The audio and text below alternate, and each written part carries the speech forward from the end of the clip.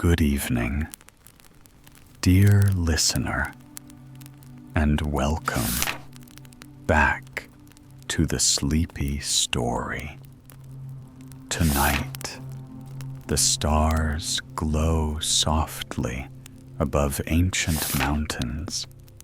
The clouds drift silently across the night sky, and the old gods of mythology wait quietly within the world of dreams. So now, allow your breathing to slow. Let your body soften and leave the weight of the day far behind. Because tonight, we journey into the timeless myths of ancient Greece, to the marble halls of Mount Olympus, to the birthplace of thunder, and to the story of the mighty king of the gods himself.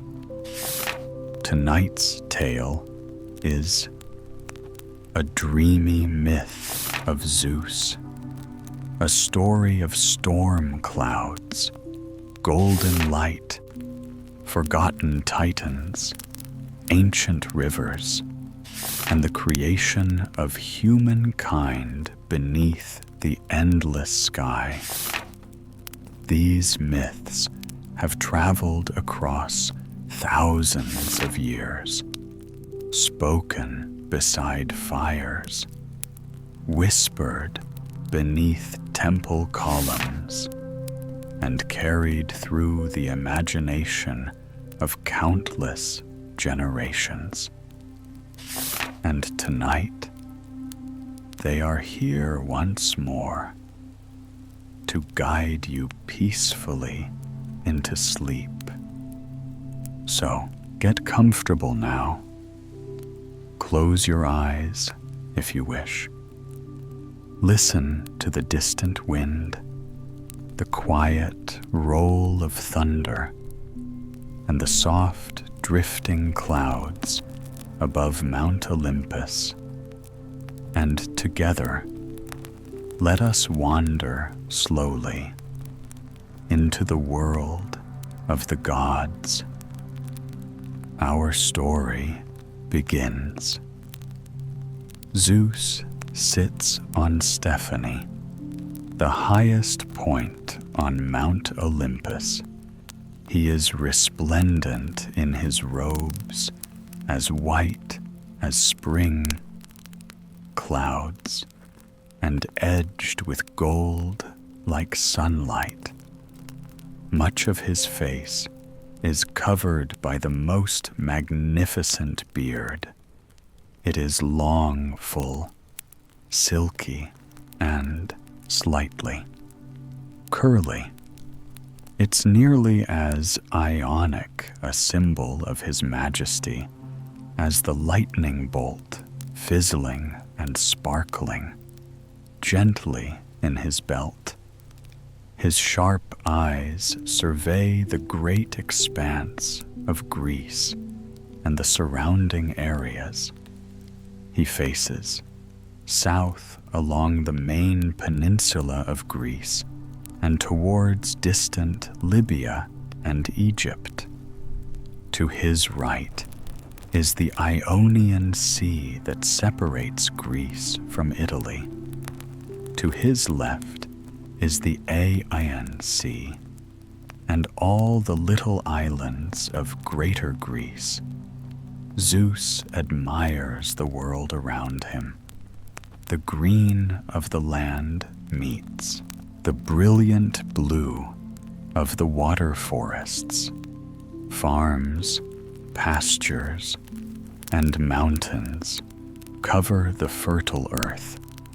He is the ruler of all of this, and so much more, like his sacred animal. The eagle Zeus has keen eyes that can see every corner of the earth, sea and sky, his eyes fall on the island of Cit, where he was born and raised. Zeus heaves a great sigh as his mind travels back to his childhood. It was strange, even for an immortal. Before Zeus became the leader of the gods, his father, Cronus, was the ruler of all Cronus. Unlike Zeus, was mad with power and delegated nothing to his Titan siblings. His paranoia went so far that he swallowed whole. Of Zeus's older siblings the moment they were born, Zeus's mother Rhea suffered each consumption because she held out hope that her beloved husband would soften, relent, and come out of his madness. Yet with each baby she became more certain that the Titan she fell in love with was lost as well. When she became pregnant with Zeus, her sixth child, she hatched a plan. Rhea went to her mother and father for help. They were Gaia, the Earth Mother, and Uranus, the original Sky Father. They told her how to fool Cronus and save her child just before the time came for her to give birth. Rhea pretended to go through labor, drawn by her sounds. Cronus arrives just in time to see her holding what he thought was a baby, tightly wrapped in a blanket. Without a word, he took the blanket and swallowed it whole. As before he left Rhea alone, never realizing that the bundle he thought was a baby was actually a stone. Rhea then rushed off to Crete to give birth, so as not to arouse the suspicion of her husband. Rhea left the baby, Zeus in the care of Gaia, and a nanny goat called Amalia, as an extra precaution against Cronus's paranoia. Gaia hung baby Zeus in a hammock from the branches of an oak tree. In the weeks following his birth, there suspended between the earth and the sky, Cronus couldn't see the infant Zeus was fed by the nutritious milk of Aelia and by the bounties of the earth provided by Gaia. He grew quickly from infant to toddler. The first sign of Zeus's prodigious strength came one day when he was playing with Amalia. The goat would gently nuzzle the baby in the belly, making Zeus giggle with unbridled delight and sweetness.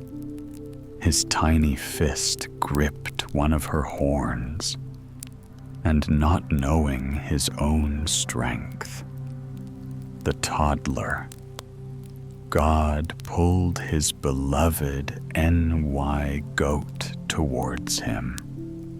One of her horns broke clean off in his hand.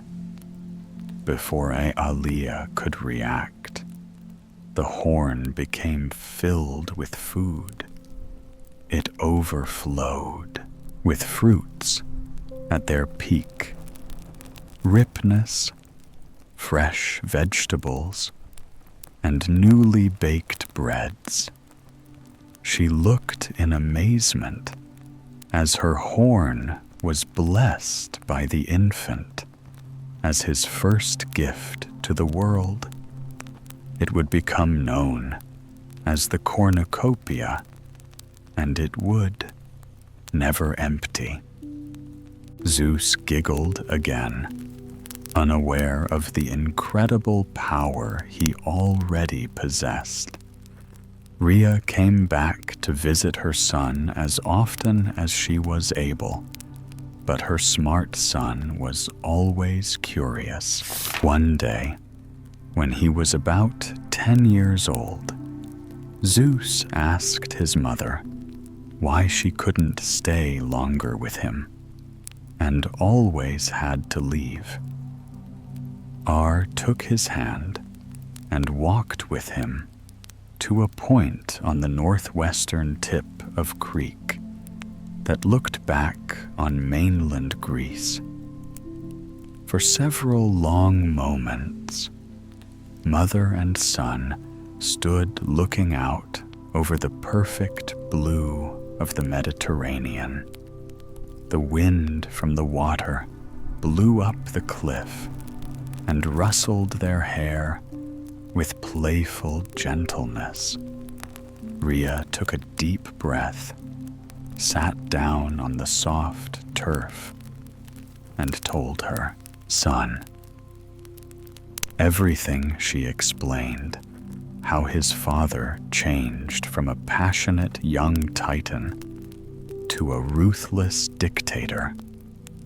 When Rhea got to the part about Zeus's siblings, she saw a dark look pass over her son's face. By the time she finished her story, Helios, the sun god, had sunk to the horizon.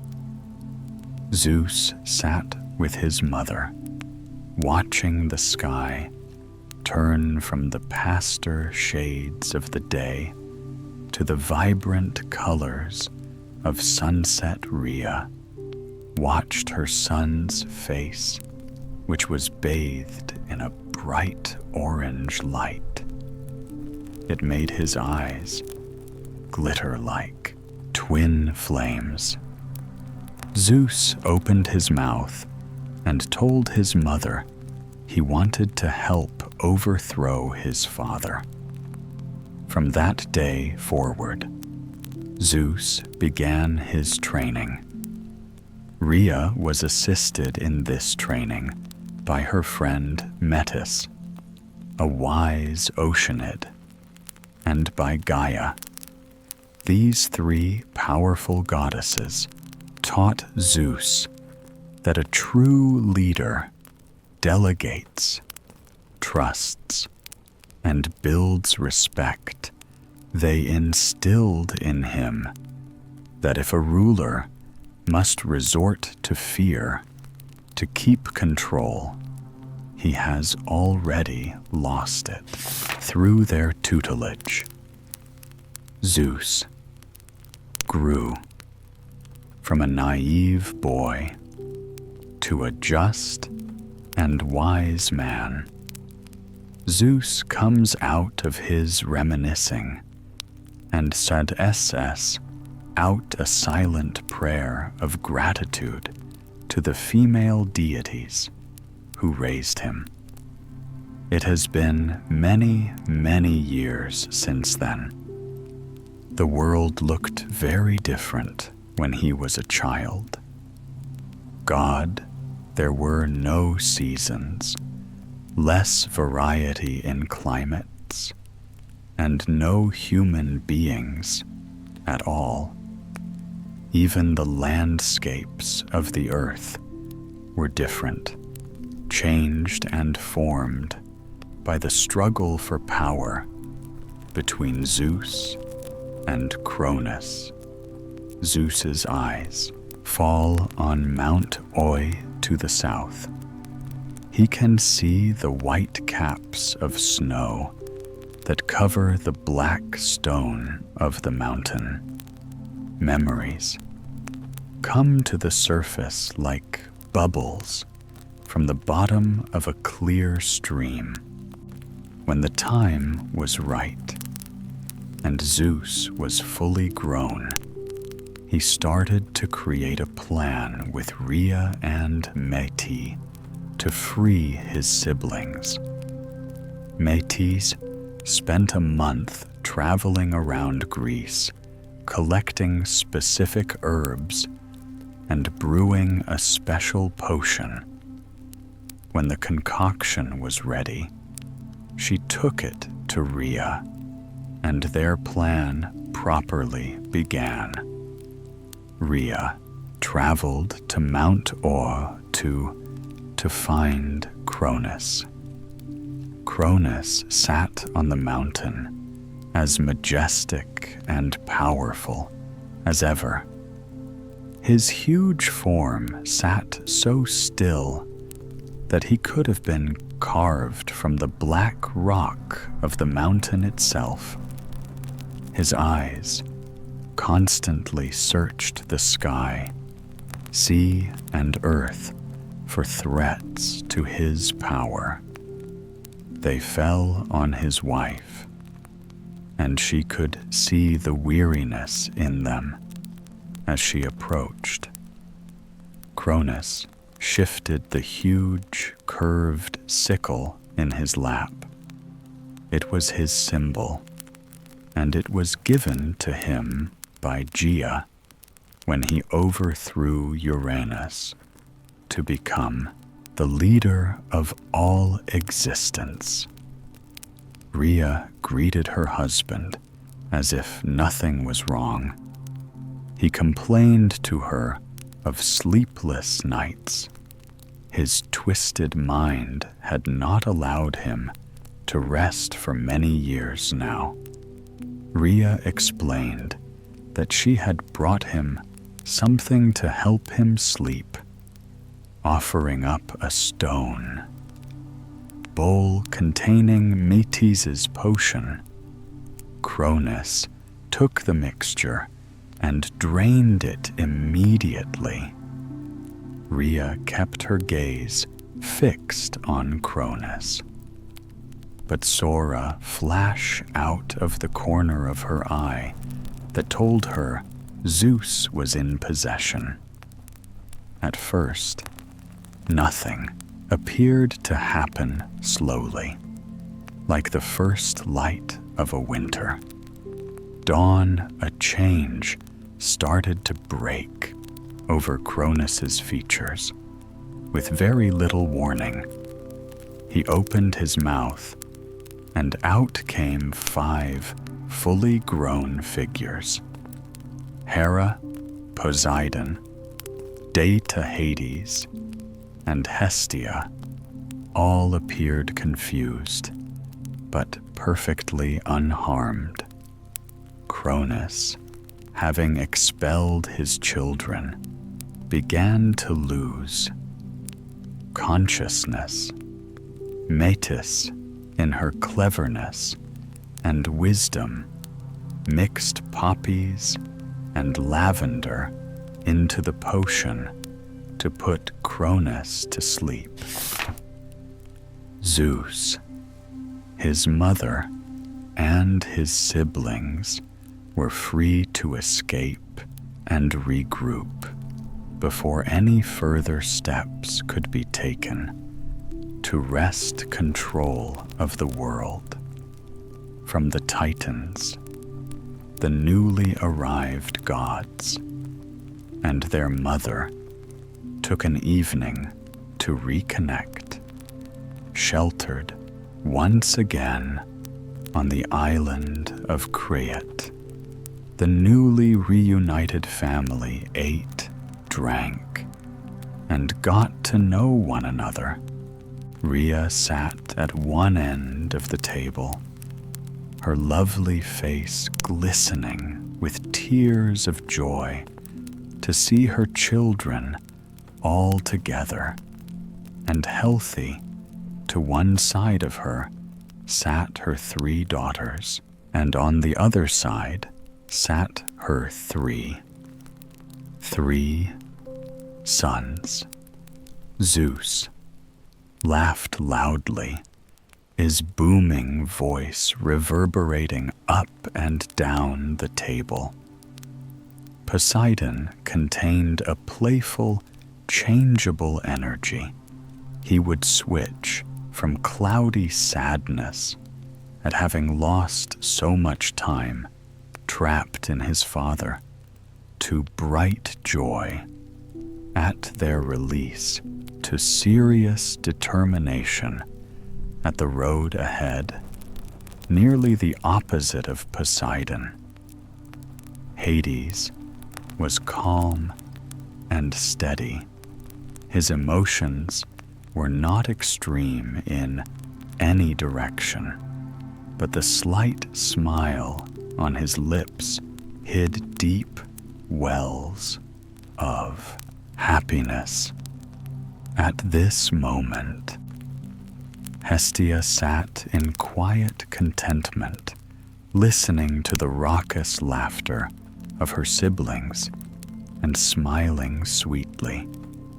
Data nurtured the conversation, always asking questions and laughing at the right times. Her open and comforting aura put her family at ease in her presence, more than a match for any of the others. Even Zeus Hera quickly established herself as a natural leader, with a quick wit and boundless confidence. Immortals, like the gods and the Titans, are not bound to the same laws of nature as humans and animals, though Zeus and Hera were siblings. Their eventual pairing was not at all strange or uncommon. The one evening of bliss under the bright stars wore on, and before the young gods knew it, Eos, goddess of the dawn, threw back the gates of the Su Palace to bring forth another day. It was the first of many in which Zeus and his allies would spend wrestling power over the very young world from the older generation. But not all Titans were opposed to the young gods. 2 of Zeus's closest allies were the Titan brothers, Prometheus and Epeius. Once again, Zeus finds himself back in the present day, with the wisps of memory clearing from his mind like clouds on a windy day. He looks down on the ever-spreading and advancing humans. They are so creative, tenacious, and surprising. How many of them know that they would be little more than upright cattle? Had it not been for Prometheus and his unending love for mankind, Zeus rises from his great seat and begins his descent from Mount Olympus. He arrives quickly at the tree line, welcoming the shade of the pines. Around him, he shrinks slightly to allow the trees to tower over him. The green needles bring the fresh scent of life to the air. The great god is deep in thought and pays little mind to the direction of his feet. He is invisible, able to humans, and merely wishes to experience the simple pleasure of a long walk through nature. He runs his hands against the bark of the trees as he passes. How many lives of trees has he seen on this mountainside? It would be impossible to, but it comforts him to think that the silent trees witness more of his comings and goings than any other creature. It isn't long before he hears the sound of a river. Close by, Zeus moves instinctively towards the sound. The warmth of the spring sunshine has been working daily on the snow caps of Olympus as they shrink. The springs, rivers, creeks, and pools covering the mountain begin to grow. Zeus comes through the last few trees to find the river, called Foring Over Stones, and towards the sea. It has a carved path down the mountain that is deep and well worn, though Zeus can remember when it was just a shallow stream. The water is clearer and more pure than glass. Zeus can see every detail of the riverbed and admires the way the sunlight reflects off the flowing water onto the rocks of the bank. They ripple like snakes of golden light. Zeus sits on a large rock and puts his godly feet into the cool stream. He presses his bare feet into the soft mud at the bottom of the river. The feeling of the clay brings him back to another sunny afternoon in the early days of his reign. He was so much younger then and was struggling with his new role as the king of the gods. It wasn't the power or the responsibility that had bothered him, but the certain feeling that something was missing from the world, something important and unlike anything seen in existence before. When the idea finally arrived in his mind, when he finally figured out what it was that was missing, he went straight to Prometheus. It was another perfect day. There were no seasons yet, so every day was the perfection of a late spring afternoon. Everything bloomed constantly, and there was never a chill in the air. Zeus had practically flown down from Olympus when the idea struck him like one of his own thunderbolts.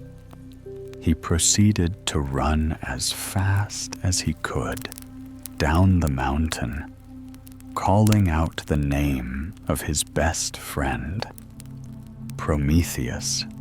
Zeus was so giddy with his new idea that after only a few minutes of searching, he grew impatient and leapt into the sky. His strong, godly form changed into that of an eagle. In his eagle form, Zeus allowed the warm thermals of air to lift his body high above the earth. His great yellow eyes searched the perfect green land below him, for the familiar shape of the Titan, Zeus's brown feathers ruffled slightly in the wind, and the sun reflected on off his bright yellow beak. He only needed to flap once or twice, mainly allowing the natural flow of the air to carry him at great speed. He drifted over a world untamed. The forests were dark deep and unending. The waters of the ocean were free from ships or travelers of any kind, but both the land and sea were slowly being filled up. The marbled map of blue-greens and browns beneath Zeus's wings finally revealed his prize, 2 titans as tall as a pair of ancient oaks rested in an open clearing. Zeus circled him as he descended. He returned to his normal form a few feet from the ground and landed gracefully between the 2 brothers, Prometheus and Epius. Prometheus opened one eye to look at his friend. He asked Zeus if he had more tasks for the 2 titans to complete. They had been spending the past few weeks creating the animals of the world and bestowing gifts upon them. Zeus's delight with their works so far was exemplified by the fact that he took the form of an eagle at nearly every opportunity. It was the first creature the brothers made and presented to Zeus as a gift. The eagle immediately became his sacred animal, smiled down at Prometheus, and told him that he did indeed have another project for his friend. He told Epimetheus to continue working on the animals and led Prometheus towards the banks of a great river. Nearby, while they walked, Zeus explained his plan. He loved every new animal that they showed him. Each one had its own purpose and use in the world, which then informed the way other animals lived and interacted. He was amazed and intrigued by the way that the animal world was emerging from the hands of the brothers with an inherent structure and hierarchy. Zeus spent several long minutes poring over Prometheus's skills and inherent talent until Prometheus stopped his friend and asked him directly what it was that he wanted. The 2 immortals were now at the bank of the river. The flow of the water added a rhythmic and untamed soundtrack to their discussion.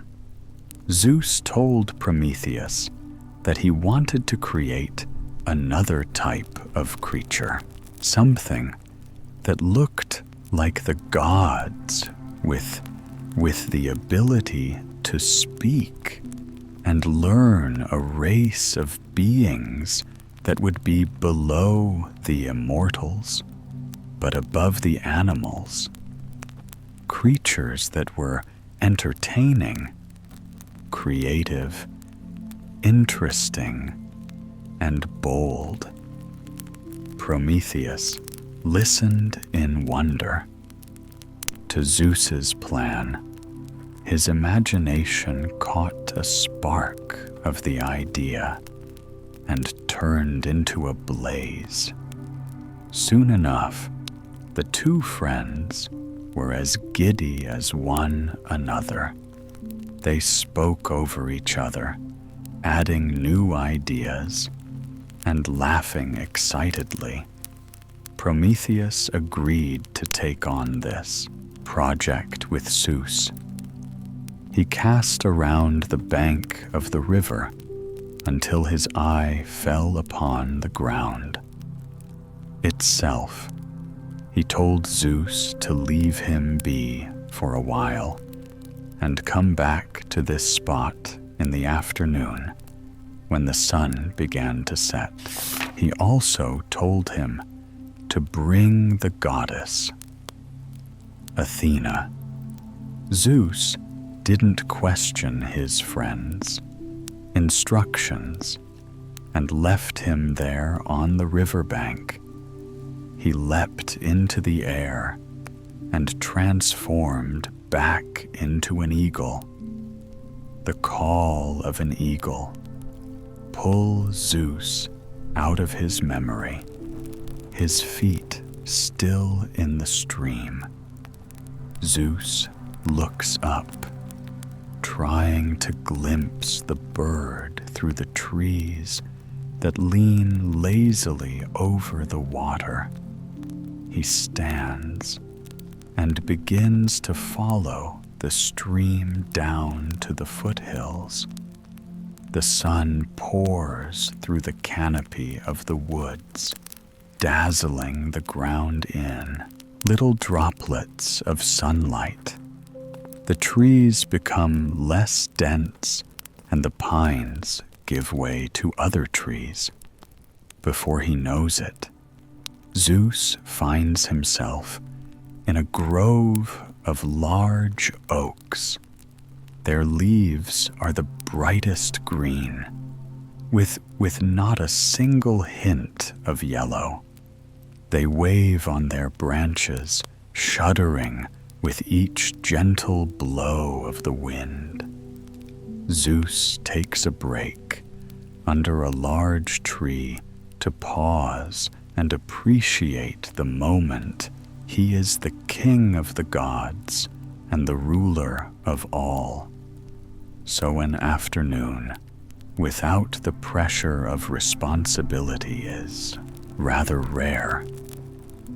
He rests a large hand on the trunk of a tree, feeling the decades of life flowing beneath its bark. The movement of a cloud across the sky brightens the scene as it makes way for the full force of the sunshine. Zeus, drawn by the warmth and light, moves away from the tree and continues on his journey. He comes to a small cliff overlooking the Fu Hills spread below him. Like an intricate painter is a human settlement. The red tile roofs stand out against the warm golds, browns, and yellows of the land around them. The buildings themselves are whitewashed, reflecting the brightness of the day. Zeus can see the carts and wagons of farmers, the market stores, and the lines of drying clothes strung between the buildings. He watches children chase one another and women gathering to share news. Old men sit together under the shade of olive trees and play game or reminisce. The marvel of human life is spread below him, and Zeus cannot help but remember The they were made when Zeus returned to Prometheus just before sunset on that afternoon. So many, many years ago, the sky was a masterpiece of color and form, where there was perfect, spotless blue. During the day, there was now a gradient of hues melting beautifully from bright orange into pink, and finally to a dark purple that preceded night. The wispy clouds were like streaks of vibrant gold thrown there by a passionate painter. Zeus dipped and whirled through the sky as an eagle barely able to contain his excitement. He landed softly on the ground next to Prometheus, just as his friend was standing up to stretch. Prometheus had been hard at work all day. From the soft clay of the riverbank he had created, nearly a dozen figures he collected and mixed the clays into every color he could think of creating beings that were diverse and beautiful. He and Zeus looked at them with unabashed pride as the clay figures baked gently in the heat of the early evening. Prometheus looked around about to ask for a Athena. When the goddess stepped out of the woods, on her shoulder sat an owl, her constant companion, and a symbol of her great wisdom. She walked over to peer down at Prometheus's handiwork. She immediately proclaimed them to be perfect in order to bring these figures to life. Zeus and Athena needed to bestow life upon them. Zeus licked his thumb and wiped it gently across the face of each figure, putting a bit of himself into the new race they would be, strong, charismatic, and leaders of the natural world. Athena then breathed at each one, imbuing them with some of her wisdom and intelligence. For a few moments, nothing happened. The clay figures laid still, as perfect as ever. Suddenly, one at the end of the line moved his fingers. Another blinked her eyes. Before long, they were all on their feet, stretching their limbs and interacting with one another. Athena and Prometheus beamed at the humans, but Zeus was overjoyed in the following. Months and years Prometheus and Epeus taught humans everything that they thought these new beings would need, such as farming language and crafting. Epimetheus had already given things like warm fur coats, wings, and the ability to breathe water to the animals. So the brothers decided that man must use his wits to survive in ways that animals did not. Zeus oversaw the development of humans and only had one rule: no fire. Zeus believed that humans would become too dangerous with fire and feared for their safety. Prometheus disagreed, asserting that humankind was smarter than Zeus knew as king of the gods. However, Zeus was not to be disobeyed.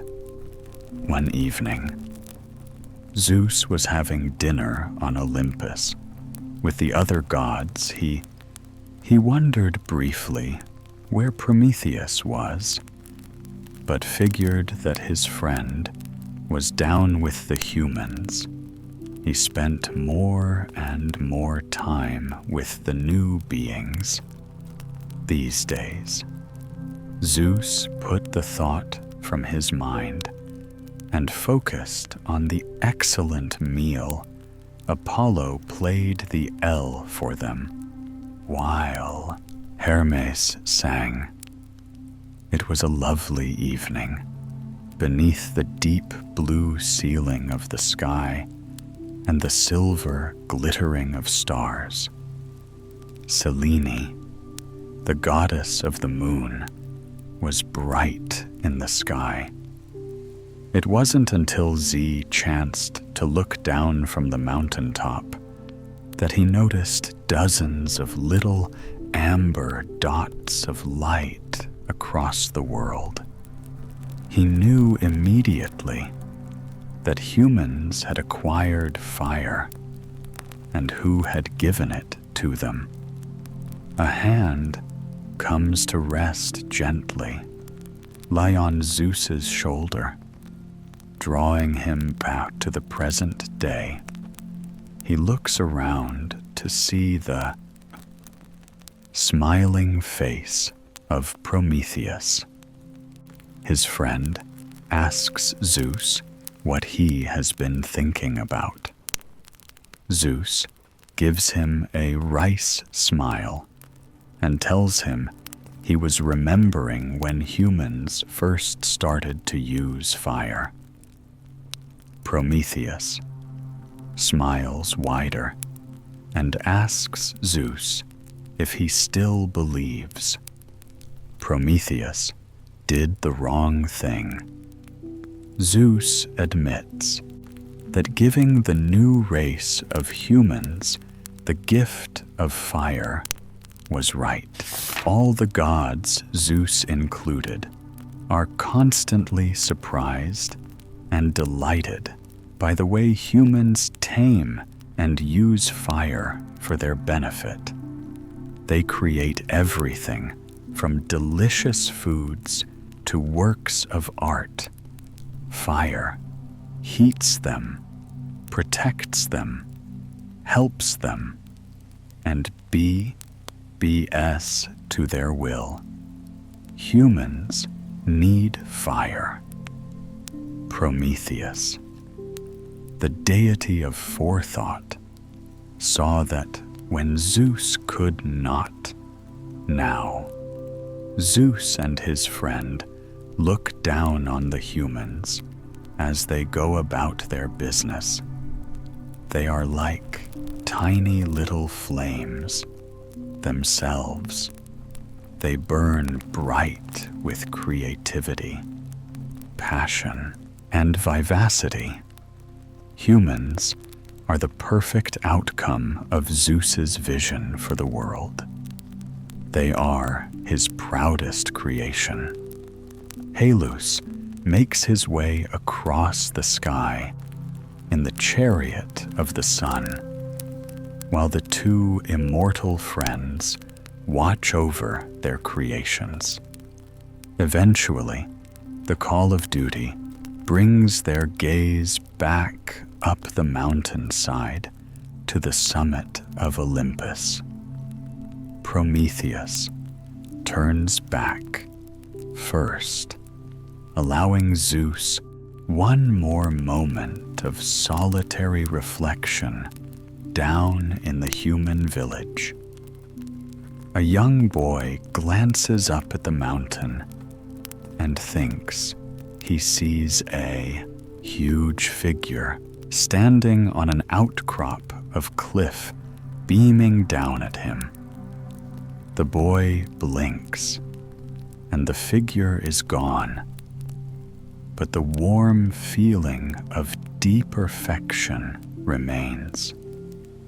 And now, dear listener, the stars continue their slow journey across the night sky, while Mount Olympus grows quiet once more. The clouds drift peacefully through the darkness.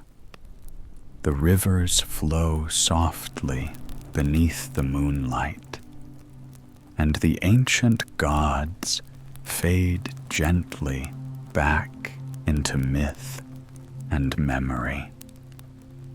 Far below, the world of humankind rests peacefully beneath the heavens, small fires glowing warmly in the distance, while the night wraps softly around the earth.